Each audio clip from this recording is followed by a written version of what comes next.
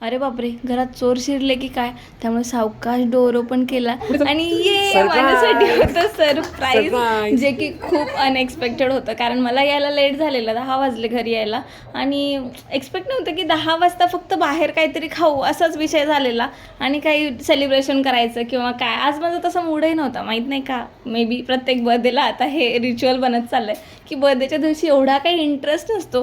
पण दीपक आणि रिद्वीच्या या सरप्राईजमुळे खूप भारी वाटत होतं मला. आणि जेव्हा दीपकने सांगितलं की रिद्वीने डेकोरेशन करायला हेल्प केली आहे, तेव्हा तर बापरे. आणि थँकफुली त्यांनी व्हिडिओ शूट करून ठेवलं होतं की मला ते बघायला मिळालं की रिद्वीने काय काय केलं आहे.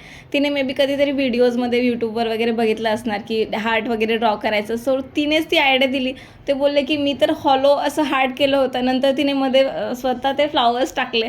तर खूप छान वाटलं. आणि ऑफकोर्स दीपक मला नेहमीच माझ्या बर्थडेच्या दिवशी खूप स्पेशल फील करून देतात, जे की यावर्षीसुद्धा त्यांनी केलं. आणि त्यात रिद्वीची भर होती, त्यामुळे सोने पे सुहागा असं काहीतरी होतं. आणि आज सकाळीच पप्पांचा फोन आलेला माझ्या. ते बोललेले रिद्वीचं मन नाराज करू नको हां, तिला केक कट करू दे. तर त्यांचं मी ऐकलं आणि केक कट करू दिला तिला. तर छान केक कटिंग वगैरे झालं. आणि रिद्वीचंच पहिल्यापासून की तिला जोपर्यंत सगळे चॉकलेट्स केकवरचे आणि क्रीम ती बोटाने चाटून खाणार नाही ना, तोपर्यंत तिला केक खाल्ल्याचं समाधान मिळत नाही. मस्तपैकी आम्ही केक एन्जॉय केला आणि आजचा दिवस असं सेलिब्रेट केला. ब्लॉग कसा वाटला नक्की सांगा.